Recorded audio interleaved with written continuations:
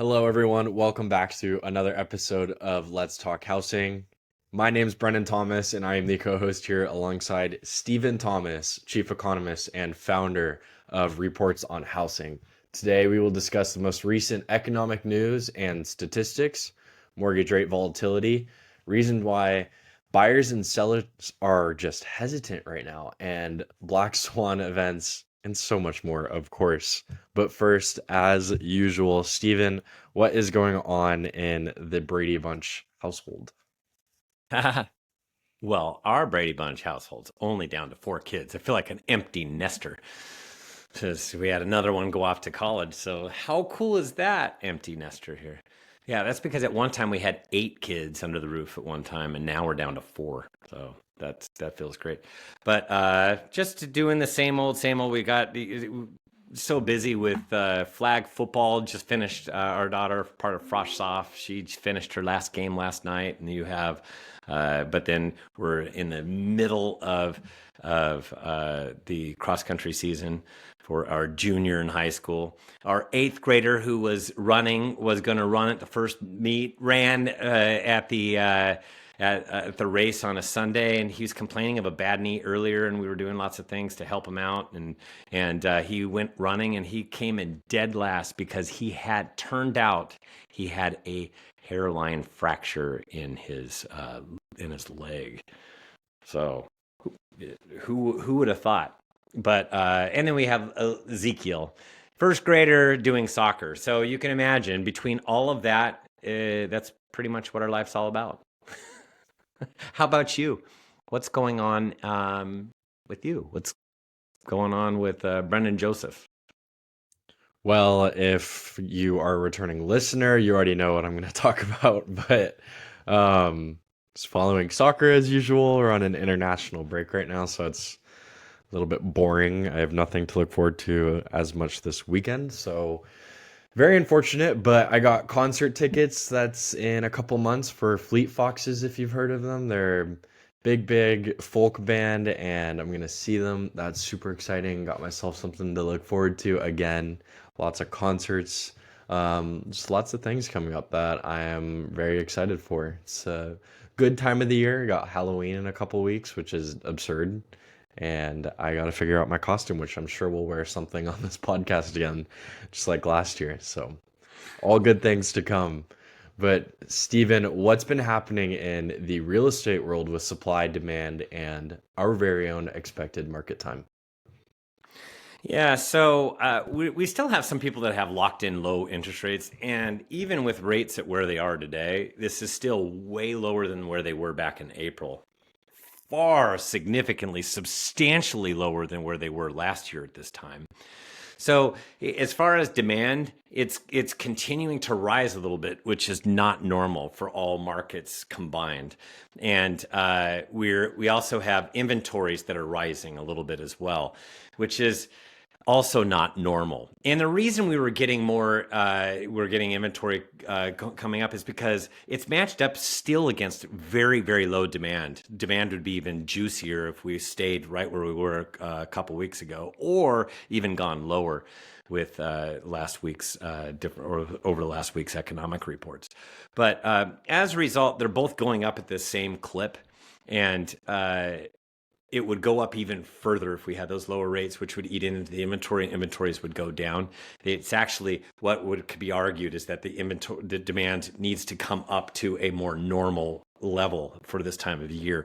It's been all year long, just traveling along, cruising at a very low altitude, kind of like last year, where it's super easy to beat these pending sales stats. The reason for that is because it's traveling so low that if you just add more affordability to the marketplace, you're going to see that go up. But as a result, we have inventory and we have demand going up slightly at this very similar rates. So not a lot's happening to the market speed when that happens. So that's the gist of all markets combined. but some markets behave a little bit differently. You have to understand the markets, which is why we started this business. Is It's more micro. We get down to each of the county levels, and then we peel it back even further and get down to the city level, so that people can make better decisions based upon what's going on in their neck of the woods. Amen to that. And Stephen, what has been happening to or in the economy in the past couple of weeks? Nothing. Just kidding. We wish. Yeah, really. It really has to do a lot with jobs. Last week was jobs. We had a few more openings, but underlying in that data, there was a few more job openings than normal. But in the if you get in the weeds of all the data, there's the number of people that are that the quits are really really low. The terminations are really really low. So between people getting terminated or people quitting, that's really low. So the churn is not quite there. So that's underlying data, which points to something goofy in the data. And then last Friday, then we got the big jobs number. That big jobs number was far higher than expectations. It was supposed to be at 150, was a little over 250,000, way too high. And then we got CPI yesterday. There was not a whole heck of a lot since then. CPI would be the next big one, and that was yesterday when we were. That was October 10th, and that was came in. The headline didn't come down as much as what was anticipated, and that's because core actually went up a little bit. The core of CPI, Consumer Price Index, that's a measure of inflation, is a bit wonky. It's been off for a while now, and it continues to be off. I talked about it. I've talked about my forecast. I actually show it. I'm just not a big fan. I'm a fan of looking at it over time, but arbitrarily placing that it needs to be at 2%. It's actually wrong at this point, and the reason for that is because the shelter component is such a large component of these inflation indices, and unfortunately, the two CPI is one. The one that the Federal Reserve likes is called PCE, Personal Consumption Expenditures. They also have that shelter component. It's a little bit smaller, so it's a little bit more accurate. But both of them are broken because they ask this ridiculous survey for their rents. It's called owner equivalent rent, and basically they're asking, so how much, you, Mr. and Mrs. Homeowner, how much do you think your home will rent for? It's a survey. Surveys, how accurate are they anymore? And who wants to answer the phone when we're just bombarded and blasted by spam phone calls all day long? So I don't know who they're getting anymore. So it's totally changed the landscape of surveys. A and B, they're surveys. It's just it. They're surveys. They're asking homeowners. How in the world do they know how much their homes are going to rent for? Some might have an idea, and some might just be ridiculous, off by a lot. So instead, there's this economic company called Wisdom Tree, and one of the things they did is they pulled out that volatility of owner equivalent rent and actually put in real rents, and what real rents have done, which they've come down in time, and we're underneath the Fed's target of 2% if you do it that way. So the argument is, and they know it. The Fed knows that inflation, the genie's back in the bottle. And I know a lot of people are shaking their heads when they listen to this, and they go, "No, that's not true. The inflation's not down." That's because what you're rooting for is for everything to come back down in prices. That means that inflation's down. That's not what they're saying. They're not saying prices are down. They're saying the rate of inflation from month to month has diminished down to a point where it's much better than where it was before. So if we're only going up like 2% per year, which is what some of the metrics have been showing, or even less than that, what that shows you is that no longer are prices continuing to escalate higher. Instead, they're kind of flattening out, maybe going up a little bit. That's what the 2% target is. Now, what people are rooting for is called disinflation. When prices go down, it's not even flat inflation, it's disinflation, and that's not anything anybody should be rooting for. It would take an economic disaster for that to happen, which wouldn't be good for us, wouldn't be good for listeners, wouldn't be good for anybody. So it's not really what people should be rooting for. So that thing came out, and it's just a little wonky, and that was yesterday. Also, yesterday that came out was initial jobless claims, which spiked. And that is a leading indicator. We'll have to see if it continues. But one of the reasons that we got this big spike in initial jobless claims was because of the hurricanes. And so we'll have to see how it works out in a few weeks from now. But initially, it's going to hit the initial jobless claims because people are not working right now. They're sheltering out of place, and then they got to come back and clean up the disaster. So that's what's going on in Florida and the surrounding states and all that stuff. So and then we got another inflation today. Read PPI, and it was you don't even have to. I'm not even going to explain what it is. Just another inflation index, and it's more on the production side. And it came down in less than expectations, which means that prices are continuing to abate, which and at a stronger rate down than what was anticipated. So, but that moved the market just a tiny bit because no one really pays attention to all these different areas. But when you're an economist like us, you have to look at just the giant buffet of readings, look through it all, and then that's how you make a determination as to the direction that we're going, the trends that we're going, and which is why you know what? I look at all these as just one data point. So it's just one data point in a series of data points, and where is it compared to where the line is? Because it doesn't follow a natural line. It bumps way all over the place. But overall, you get a trend. That's what we do. It's trend analysis, and that's what you got to rely on. You can't rely on one data point and overreact like all these traders are doing right now. So, with a very strong job report last week and hotter inflation readings as far as CPI goes, can the Fed change course in November, or do you think they'll still head down the same trajectory that they plotted out just last month? Well, interesting enough, we get one more jobs report prior to the Fed meeting. The Fed meets on election day, and then they make their announcement as to what they're going to do with rates the following day. So they will have no influence on this election with this next with when they come out and speak. But on the Friday before elections, that's November 1st, we actually get that the number of jobs created, that report. It's Jobs Friday. So if you look at last year it totally blew up the month of October with 350,000 homes. The following month, at the very start of November, I think it was November 3rd because it's a leap year, it actually came in at $150,000, less than expectations. So you have to understand that. Can't believe each data point. We'll have to see where things go from here. But yeah, there's been some people that said that in November they go a 0.5%, and then rather than they were going to go a 0.5%, now they're only going to go a quarter. I still firmly believe that they're only going to go a quarter anyways, November, and do another one in December. But it also depends upon what we see in that jobs report that comes out on November 1st. They're very, very data dependent. They said it over and over again, so it makes us all data dependent. It's kind of ridiculous. And then we overreact to everything. So as a result, we could overreact to the report that comes out on November 1st, the Friday before elections as well. So the Fed's very wonky that way. And that's why they kind of boxed themselves in, and they need to stop saying that they're data dependent, and that's coming. I'm hoping that it comes sooner rather than later within the first half of 2024 where they recalibrate, which is what they talked about, recalibration. Part of recalibration is stop saying the same nonsense over and over again. One of those being we're very, very data dependent. Stop saying it.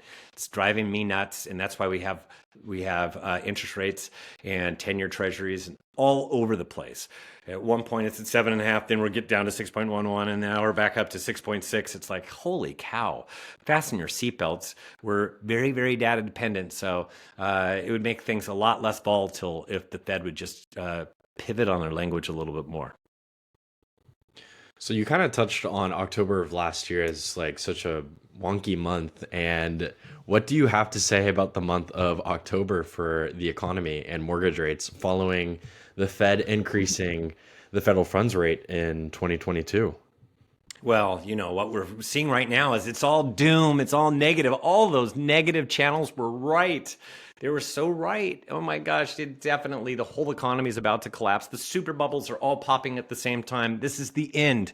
The end is right now. You can go ahead and put, Stephen Thomas said this at, it's now noon on October 11th. That's when Stephen Thomas said that. No, no, that's not what it is. October is just a scary month for. I was actually driving in my car going, what is it about October? Something about October. And I go, there is some pattern here. Let's look at it. I did look at it. So September, in August of 2022, the Fed had met at Jackson Hole, Wyoming. They meet every August in Jackson Hole, Wyoming, because that's where you go where it's pretty in August. And they go there, and it's called the Economic Symposium. So they talk about all this economic stuff, and all the Fed is there, and then Jerome Powell, my friend Jerry, does one of his speeches. He does lots of speeches. He did another speech then and said it was really short, did no Q&A, and said, I am going to inflict pain on consumers and pain on businesses. We're going to get inflation under control. So all those people out there that think that this is it for rates, we're going to inflict more pain. And in the following month in September, they inflicted more pain, 3/4 of a point bump, and said more to come. And remember, in October, the Fed doesn't meet in Octobers. So they did that at the end of September, and they went and they said, and 3/4 of a point up, and many more cuts. Many more hikes to come. So, and they were right. They did do more of those things. But as a result of them saying all that stuff, we had rates that rose all the way up to 7.37% in October of 2022. And it was awful. But then rates eased from that. There was a bit of an overreaction based upon what they said. So then, and which brings us to last October of 2023. Same thing. We had a jobs report. I talked about it, alluded to it a little earlier, of 350,000, far exceeding expectations, and it just meant way too hot of a report. And then rates jumped. Where did they jump to? If we remember, do you remember? 8% is where we went. Everybody was super negative on everything and said, they're going to be higher forever, is really what everybody was saying. And they were overreacting. That's what the market likes to do. They like to overreact to each and every data point. They overreact to the high side and they overreact to the low side. And that was when the Fed spoke earlier. They overreacted to the low side earlier. We had an interest rate at 6.11%. Argument with that too many people bought mortgage-backed securities as well as 10-year treasuries, and interest rates came down too far towards 6.1% rather than easing their way to it. And then we got this jobs report, which was last Friday. Overreaction, it goes up 0.5% since then. And now we're up, since 6.11. Now it's at 6.6. So it didn't go up a full 0.5% in that short period of time, but it went up substantially in a short period of time. I think 1/4 point on Friday, and then it went up further on Monday. And this was where they oversold because, we don't need to do this. The economy's too hot. So they oversell, they overreact. And that's what investors do. And I've been saying this over and over again.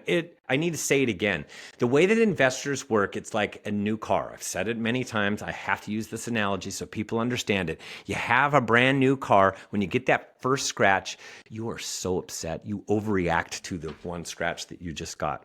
And then after you're driving around your car for years, you don't really care because you get another scratch. It's scratch number 1023. There's lots of scratches all over your car. Unfortunately, the way that investors work is every single one of these wonky data reads, which are just one data point, and oftentimes they're corrected later, which is this one's already been told that it most likely is going to be corrected, which I believe. I'm in that camp.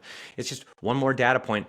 They're overreacting to this one, just like it's a brand new car. They'll overreact to the negative side. If the one on November 1st comes out, oh my gosh, it's way less than expectations, then all of a sudden they overreact to that. You can understand that's this overreaction where it's somewhere in between. So where they're at, where interest rates are at today, arguably too high, based upon everything that the Fed's going to do, based upon all the data that we look at collectively as economists, not as traders, but as economists, even though these traders think that they know a lot about it, including traders that weren't very, very successful and have YouTube channels now, and especially in the real estate industry. I'm not going to name names or anything, that get so many views that they make a handsome living at $20,000 or $40,000 per month. Incredible that they can just spew those lies and these narratives over and over again and be wrong for such a long period of time and be rewarded by YouTube with a nice monthly check. So that was October of last year, and October this year, the same thing. It's just a spooky month. That's why we have Halloween in it. And then we'll have October 31st. It's going to be goodbye October, hello November. Can't wait for that to happen so that we can get past this spooky month for data. And it started in 2022. It's continued in 2023 and 2024. So this seems to be a post-COVID norm thing, which, you know what? Can't wait to get out of October. Mortgage rates jumped by the most since May of 2023 last week. Can we see rates improve in the near future, or have we changed course for the future? Kind of like I already alluded to that in many of my answers, that it's just a big fat overreaction. So does that mean that we're up here longer forever? Yeah, if that's the way that they want to look at it, that's exactly what they thought back in May and June of this year. They said that we were going to be higher for longer and that we would have no rate cuts. And then all of a sudden we had a total of what is the same equivalent of 2 rate cuts in the month of September, with 2 more to go. And, you know, everybody pivots in their thinking constantly, especially investors. But when you're looking at the whole enchilada, like what we are, everything combined, we'd have to see more proof that things are really improving to be able to say that, and that's not what we're seeing. So what we're seeing is this slowdown, and if the Fed remains too restrictive, they will cause future damage in the economy. Whether they, you know, they don't really want to do that. So, but they could be wrong if they did something like that. I don't think that's the strategy they're going to take, because they have lots of PhDs and master degrees and all that higher education on the economic side. It's not just these few board presidents. They have an entire team of really smarty pants people. And so they're looking at everything like what we're looking at as well. So that's why they're still going to stay true to it, but they're going to be very, very careful with their language along the way. So I don't see this as a beginning of flat, this is where it's going to be, and it's not going to go down any further. And I definitely, absolutely do not see it as it's going to go up higher. I don't see it as dropping like the economy is tanking or anything like that. It's just going to go. They got to come down in their rates in order to be less restrictive, so that the United States economy can continue to blossom. And so that's kind of where we're at in looking at all the numbers and the data. So another question I wanted to ask you is, why have treasuries and stocks moved in similar directions recently? Aren't they supposed to be inverted? Yeah, they got back to where they were inverted normally. So what happens is, when the economy is really, really good, everybody dumps into Wall Street equities, all the stocks and all that good stuff. They are so happy with the stocks, and they dump into stocks. But the appetite for stocks is way high, and the appetite for long-term stuff like 10-year treasuries and mortgage-backed securities, which are interest rates, when they have a lack of appetite for that, that's when the interest rates have to go up further to entice more people to play in that arena. So what happens is, we have everybody playing in stocks and not in 10-year treasuries and mortgage-backed securities. Now, when the economy slows, people go, stocks don't look that great because the economy is slowing down. This isn't good for stocks. So they are now selling stocks. So stocks go down, but then they take that money and cash that's on the side, and they move it over towards 10-year treasuries, longer term stuff, and mortgage-backed securities. So they go there for safety. That's a safe haven. So that's where they're diversifying, pulling it out of stocks and diversifying in this stuff that's more long term. So then, because there's such an appetite for them, the yield on them, how much the rates are that they're going to get in return, goes down because there's too many people that want to play at the same time. They're not going to make as much, so the rate on them goes down. So you can kind of see that they work in opposite directions. Now, what's happened recently is we have the bonds. People don't have an appetite in bonds, so interest rates are going up at the same time that people are selling their stocks. And why is that happening right now? Because interest rates went up so much, so drastically in such a short period of time from 3 weeks ago when the Fed first talked about that they cut the rates by 0.5% to where we are today. Rates have gone up a full 0.5% higher, which makes things it's now the cost of money is more expensive. It's more expensive for companies to play now and for them to get loans and all that. So if it's more expensive, that's a little more cost prohibitive. That's negative on for businesses. That's why you're seeing some selling. It's the absorption of these higher interest rates. And so that's kind of what's going on. That's why the data's been more wonky, because if you've looked at what's happened over time, the Federal Reserve did nothing from July of 2023 till September of 2024. They held everything flat. But if you look at what rates did, the 10-year Treasury and mortgage rates, they were all over the place. We had a high of 8% interest rates back in October of last year and a low of 6.11% prior to the Fed even cutting rates. So they were all over the place. And you can imagine that kind of it messes with this true pattern where when things are normal, when the economy is good, then interest rates go up. When the economy starts to go a little bit negative, interest rates go down. That's the normal pattern, and the normal pattern kind of gets thrown for a loop when rates vacillate all over the place. Let me tell you something funny as well, is every single time I see stocks going down, I run to X, which is formerly known as Twitter, for all of our economic gurus that we follow. And the first thing that I see trending is stock market crash. Like, it's the end of the world, and it is the most absurd thing that I've seen. So it's very interesting to see how people are so reactive to the smallest sort of movement. And it just goes to show that every single thing matters so greatly to the investor. And so they are going to react to literally anything with their eyes just wide open and completely fully alert. But Yeah. it's What's super interesting about interesting. that? Yeah, that's interesting, Brandon, because good economics, any kind of a turn up or down, it leaves breadcrumbs along the way. There are lots and lots of clues, and so along the way, when you see it, you're seeing this pattern, and that it will kind of tell you the direction of things, and that's why reacting to one data point tells you nothing, especially if it's one economic reading for one area of the economy. It makes no sense to react to that. You have to see the whole entire soup bowl. You have to look at everything, all the different ingredients at the same time, and they all have to be pointing to the same direction. So it leaves breadcrumbs, and that's we're just not seeing those breadcrumbs that they're talking about, any kind of a crash. So, with that being said, Ryan Serhant, a real estate broker known on Million Dollar Listing, said buyers and sellers should expect the housing market changes after the election. Now, with that being said, I want to touch on a few reasons why some people can be holding off from entering the housing market. And so, for each thing that I say, Stephen, if you can just give a quick response on what you believe, if it's true, if they should wait, or if it's just a little bit of nonsense. So, first, should people wait for the election? Is it going to have any impact? Absolutely. Yeah, absolutely not. Anybody that says that they're waiting for the election is actually the perpetual excuse fence sitter.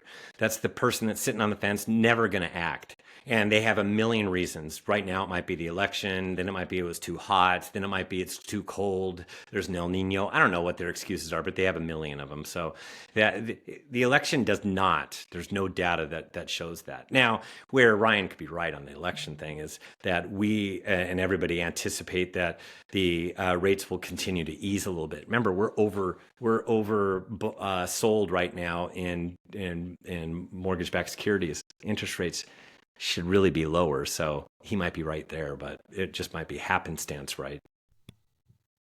All right, so another one is people that are waiting for rates to fall. So I guess you can say the mortgage rate lockdown. Yeah, no one can. If there's one area that we've all learned humbly, especially in economics land, it's that forecasting where interest rates are going to be is an exercise in futility. There's no way you can kind of predict where things are going to go in ranges, but the ranges are quite large. Anywhere from, we're right now looking at anything from 5.25 to about 6.75% for our range for our forecast for 2025, and that's as of October. That, of course, is going to change as we get to December when we totally lock in our forecast permanently for the year, which is we forecast every year. So that's kind of what we're seeing. So as far as when will rates fall, I don't know. That's the bottom line. You know what you know right now. I know that interest rates are at 6.6%.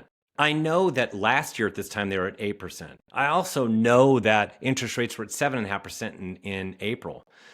Right now, rates are way better than where they were in the past. So if it was me and I can afford to purchase, and I did my family budget, met with a really reputable lender, mortgage representative, I sat down with them, and then I come up with, hey, you know what, I could do it. That's when I pull the trigger. I do it right now is a good time. Now. And I've said it before that now is a good time. And if rates fall down enough, make sure that when you put together that loan, that you talk to your lender about the desire down the road. Who knows when it's going to happen? Because a lot of people have said date the rate. You marry the house, date the rate, and for some people, they've been waiting for a super long time for interest rates to come back down so that would make sense. And people have been saying that since they were in the mid sixes, thinking that later on down the road they'd be back down to about 5%. Those people have been dating their house for a long time. So at the end of the day, you might not totally like what your mortgage payment is, but know that sometime down the road, it will come down. So I say pull the trigger when it makes sense for your family and not be sitting on the sideline waiting, because when you wait for rates to come down enough, that's when the housing market's going to be plenty busy and lots of extra demand and homes flying off the market, and we're going to be back to square one of a stupid market where it's unhealthy. So I would rather play when the market's a lot more friendly, and this is the most friendly buyer friendly market that we've had since 2022. So this is a really good time to be a buyer right now, today. And what do you have to say for the people holding off, waiting for a future potential housing crash? Just keep on watching those videos. You're paying for their monthly living expenses. They can now afford to purchase a home, thanks to all of you wonderful listeners out there.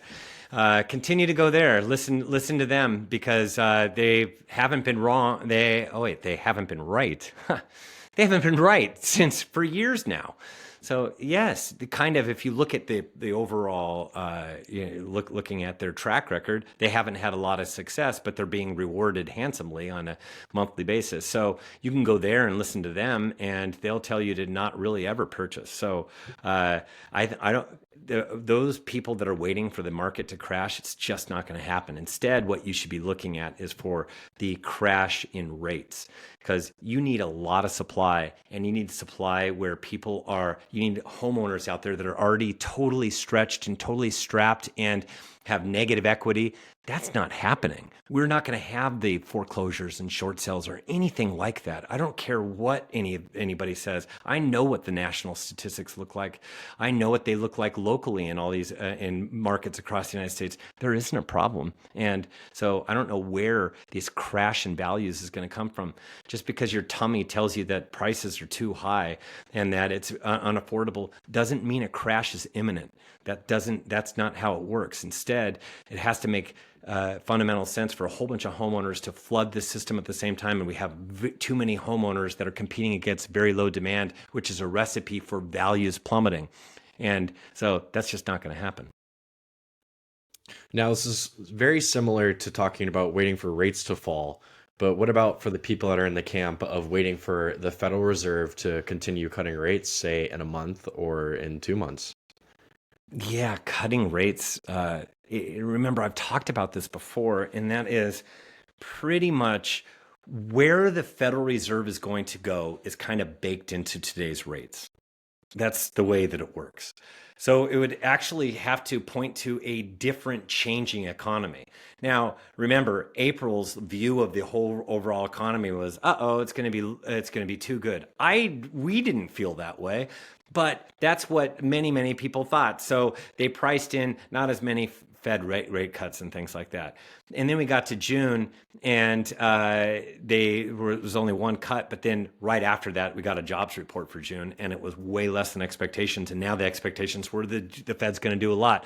So people are wonky all over the place, but they're going to stay true to this path that we've kind of been talking about, that rates are going to continue to ease. It's already built into today's rates. So waiting for them to cut is kind of like when they cut by 0.5%.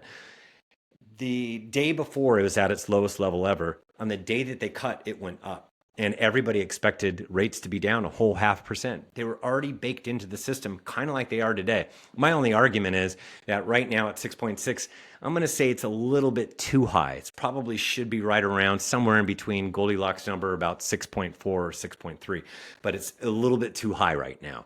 And so, yes, they will come down a little bit because of expectations, but you should still be in the arena, not waiting for the Fed to cut rates, because you'll see the rate cut, and then that very day you'll flood all the different systems. Like I've tried to get onto where we like to go, and we like to look at rates on a daily basis or many times a day basis. And you know what? The system was crashed because so many people thought the rates were going to be down 0.5%, and that just wasn't what it was. They're already baked into today's rates. That I want to say it over and over again, loud and clear, but unfortunately, we're not paid $20,000 to $40,000 a month for our YouTube channel. We don't have enough listeners to get the word out there, the proper word for setting expectations. So I want to touch back on the future potential housing crash that we sort of mentioned before. So an investor came out who predicted the 2000 and 2008 crashes, says market euphoria will top soon, and warned of a black swan event. Do you believe something can be looming around the corner? What's interesting is that sometimes people are right. That's just what happens. But the to be like Nostradamus, where you absolutely know where things are going to go, that's no one has that omniscient power. And unfortunately, they get a lot of clicks, and the different news channels likes to use them because of the fact that they got things right in the past. But I know of several people that have got things right in the past where they've been wrong perpetually, and yet they're continued to be quoted, and yet they've been saying such nonsense for a long time. What black swan event are you talking about? Be more specific, please. Because they might have been right before, because we saw something happen. We knew that there were a lot of ghost companies prior to the crash of NASDAQ, which is what they're talking about, 2000. There were a lot of ghost companies where they had never made a profit, and yet they were worth tons and tons, way too much. Their value was way too high compared to what they were bringing in. And there were way too many of these companies, and then it crashed. That was the tech crash. Then you had the 2008 crash. There were breadcrumbs prior to that. These people aren't the only people out there that saw it. It was obvious when it was here that there were plenty. If you look at that soup bowl of all the different indices, there were some very, very negative readings, even though it took us longer to actually for it to come down, all the walls to come down. We saw it as early as the autumn of 2005. We saw a problem then in the data. There was already the breadcrumbs way before anything was to happen. So that just because they got it right doesn't mean that now when they say it and you look at it and the breadcrumbs don't exist and they say there's going to be a black swan event, which means they have no idea. That just tells me they have no idea. And they just want to pretend like they do, and they're picking something. But unfortunately, when they do that, they're not relying on the good old-fashioned metrics of data and trend analysis. So finally, I want to finish off this episode with one last question super quickly. So 2.5% of homes in the US changed hands this year in the first 8 months, the lowest turnover rate in at least 30 years, according to an analysis done by Redfin. What has made this year so much worse, even with improving mortgage rates? That's interesting because I've been doing this since 1991, and that was during the 1990s that they're referring to. So yeah, we've had some years that were pretty negative back in the day. So not as many. There's more homeowners. There are more households that are out there. So pretty low number that they're talking about. Yeah, so even though it is the lowest numbers, it's going to be easy for it to go up from here. So the reason it was so low was because in the spring of this year, it was matched up against the height of interest rates this year of 7.5%. Now, if you go back in time, remember, we were as low as 2.65% at one time. We were at 3.25% at the start of 2022. 2022 got up to 7.37%, and it really locked up the overall housing market. Anything over 7 locks up the housing market. And unfortunately, we were stuck above 7% for most of or all of the spring market of 2024. So it was the worst time for rates during the springtime. That's not what happened in 2022 or in 2023. Yeah, it was still a negative year as far as rates were concerned, but when did the rates top out? Topped out in October of 2022 and 2023. This year topped out in May. That was, or April. So April was when we hit 7.5%, and then it was still relatively high. It didn't make its way down to under 7% for quite some time after that, into the summer. So it matched up against our market and slowed it down. So we were doing very few units. So that's not what we wanted to see, which where we're at right now is pretty good at close to 6.5%. You can imagine starting off next year at 6.5% or even lower based upon economic data.